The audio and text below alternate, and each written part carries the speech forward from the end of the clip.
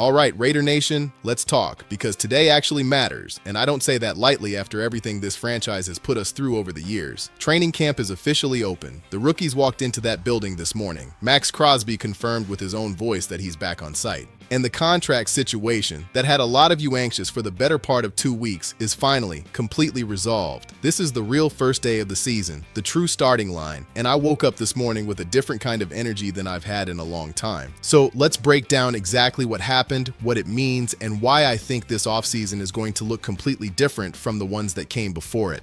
Let's start with the contract, because I know this was eating at a lot of you, and honestly, I understand why. Fernando Mendoza was the last rookie on this roster without a signed deal heading into report day. And if you've lived through this franchise for any length of time, you know that feeling of not being able to fully relax until the paperwork is actually finalized. We've been burned before. We've watched storylines fall apart before they even had a chance to breathe. So I get the nervous energy. But I need you to understand something important here. This was never actually a crisis, not even close. Go back and look at the history of first overall picks across this entire league, and you will find the exact same pattern every single time. These deals get done right up against the deadline, almost without exception. That is not dysfunction. That is simply how rookie contract negotiations work at that level, especially in a year where the entire league calendar got pushed back by a full week. So when the signature finally landed on July 23rd, that wasn't some late resolution to a problem. That was business happening exactly on schedule. And now it's official. 4 years, $57.27 million, fully guaranteed. Fernando Mendoza is a Las Vegas Raider, locked in, on paper, no more waiting, no more anxiety, no more refreshing your phone hoping for an update.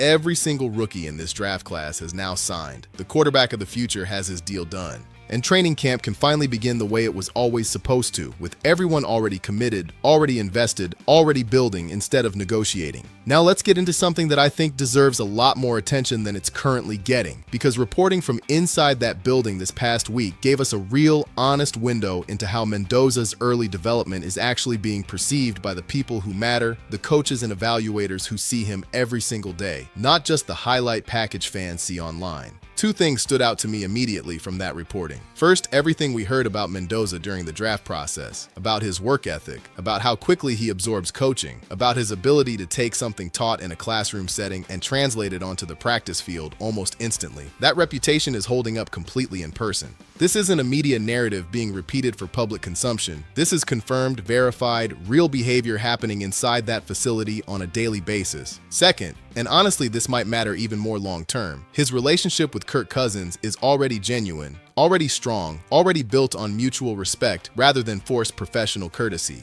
That relationship is going to shape how smoothly this entire rookie season unfolds, because a veteran quarterback who actually wants to mentor the guy learning behind him changes the entire tone of a quarterback room.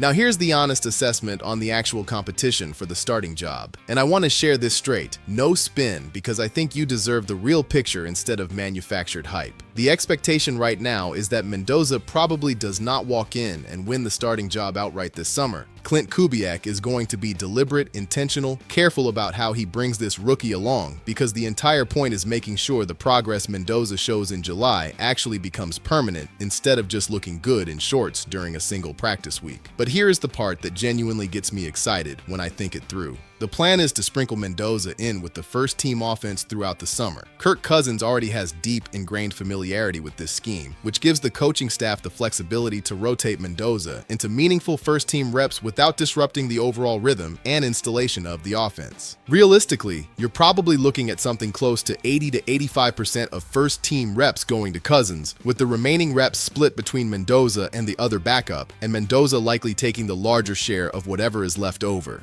Think about what that structure actually accomplishes. Cousins runs the primary operation, builds the timing and rhythm this offense is going to need in September when games actually count. Meanwhile, Mendoza gets real, live, competitive first-team reps, not garbage time reps against third stringers, actual meaningful snaps that accelerate his development without throwing him into the deep end before the infrastructure around him is fully built. And every single day, Mendoza stands on that sideline, watching Cousins operate, watching the protection calls get made, watching the pre-snap communication with the center, watching how a veteran processes a defense before the ball is even snapped. That is a day of education you simply cannot replicate in a film room. That is on-the-job training from one of the smartest operators at the position. And I think that value is going to show up in November and December far more than people realize right now in late July. Now let's shift over to Maxx Crosby, because what he said publicly this past week genuinely fired me up, and I think if you're a real fan of this defense, it should fire you up too. He confirmed he's reporting with the rookies today, the same day as this entire story is unfolding, and that he plans to be out there on the practice field as early as this Friday. His exact words: "No restrictions, able to do what I'm doing." He described his return as a slight ramp-up, an intentional gradual progression back into full football activity, rather than trying to go full throttle on day one. And then he said the exact sentence every single person who loves this defense needed to hear. He said he's back, and he plans to be better than before. I want you to actually sit with that for a second, because I don't think people give that statement the weight it deserves. Maxx Crosby does not throw around a phrase like that casually. This is not a guy who makes public declarations about being better than he's ever been, unless that belief is grounded in something real, something he's actually feeling in his body during recovery, something backed up by the work he put in over these past several months. He had knee surgery. He spent this entire offseason grinding through a rehab process most of us will never fully understand the difficulty of. He showed up to voluntary offseason workouts before he was even medically cleared for full practice participation. He stretched alongside his teammates, hyped up the locker room just by being present, showed up even when showing up wasn't required of him.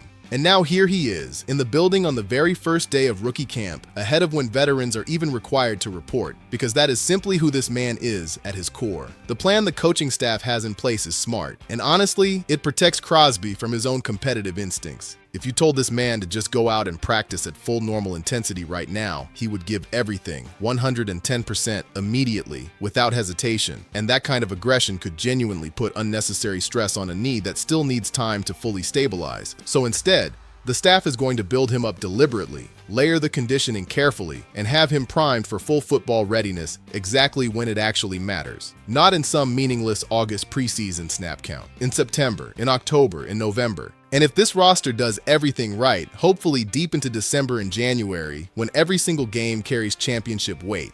Here's the part of this entire situation that genuinely excites me the most when I think about what this defense could actually look like once everything clicks into place. For years, Crosby has been one of the most dominant, disruptive forces in the entire league, while the defensive infrastructure surrounding him consistently let him down. The secondary was giving up easy completions. The interior of the defensive line wasn't demanding enough attention from opposing offensive coordinators. Every single time Crosby beat his man off the edge and came free toward the quarterback, that quarterback had an escape route because he trusted the coverage sitting behind him. That entire situation has fundamentally shifted. The secondary rebuild this offseason is real, not a public relations talking point, an actual structural overhaul. Rob Leonard's defensive scheme is specifically designed to manufacture confusion, hesitation, and uncertainty for opposing quarterbacks before the ball is even snapped. If Crosby returns from this knee surgery with the kind of chip on his shoulder that every signal coming out of this building suggests he absolutely has, and he's now playing behind a defense that actually holds its coverage and removes those easy escape lanes, that version of Maxx Crosby could be one of the most terrifying forces in this entire league.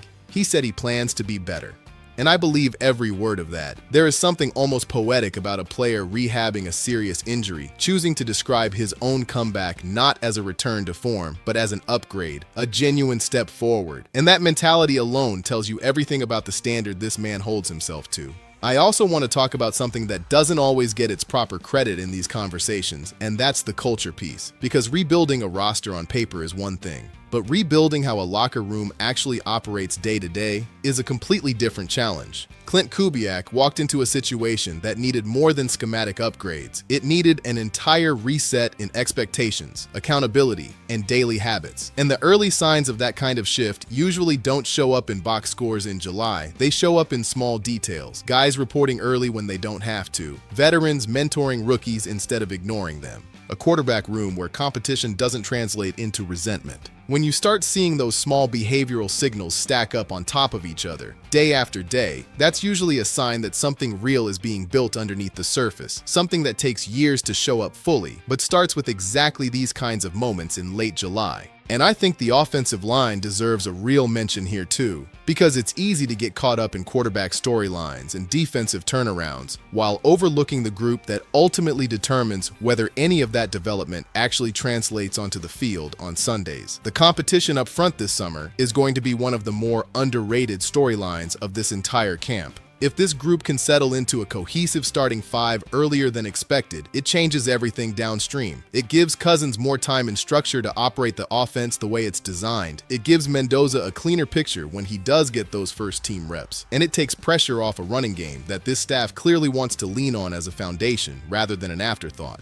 Nobody is going to be talking about offensive line drills in July highlight reels, but by October, that group is going to be one of the most talked about units on this entire roster, for better or worse, depending on how these next few weeks actually go. There's also something worth saying about the receiver room, because right now, it exists mostly in theory. We've heard the offseason praise, we've seen the OTA clips, we've read the glowing reports about specific route runners looking sharp in shorts and helmets. None of that means anything yet. The real test starts now. Once pads go on, once real contact enters the equation, once these receivers have to separate against actual physical coverage instead of scripted non-contact reps. This is the group I'm going to be watching most closely over the next 2 weeks, because if even one or two of these names step up and become legitimately trustworthy targets, it fundamentally changes what this offense is capable of doing on early downs and in the red zone, situations where this team has historically struggled to manufacture easy completions. Now, zooming out to the broader picture of what today actually represented, this was exactly what a first day of training camp should look like. A professional business-like opening, rookies walking into the building, learning the daily rhythms and expectations of a Clint Kubiak organization, starting to absorb what it actually means to operate inside this system on a day-to-day basis. No injuries reported, and if you followed this league long enough, you know that is always the very first thing you check on day one, and always the first genuine sigh of relief when the answer comes back clean. 29 rookies reported today total, combining the draft picks with the undrafted free agents who earned their invitation into this building. I want you to specifically keep an eye on Keontae Ingram, the undrafted free agent who has been quietly generating consistent positive buzz since the very first moment this offseason program opened back in the spring.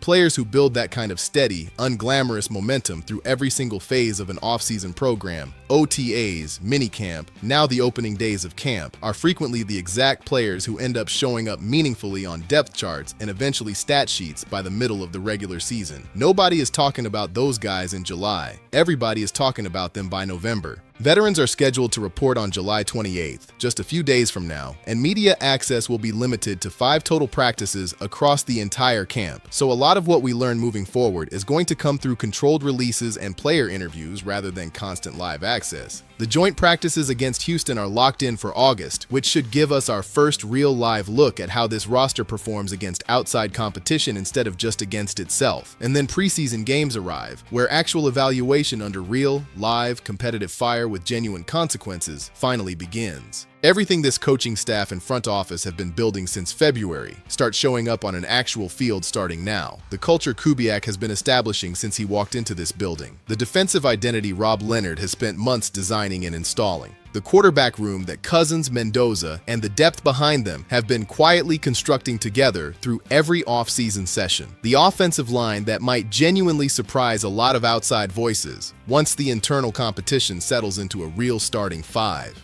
The receiver room that still needs to prove something real and tangible once the pads actually come on, and this stops being a walkthrough. And Maxx Crosby, healthy, hungry, and finally playing behind the best defensive infrastructure of his entire career.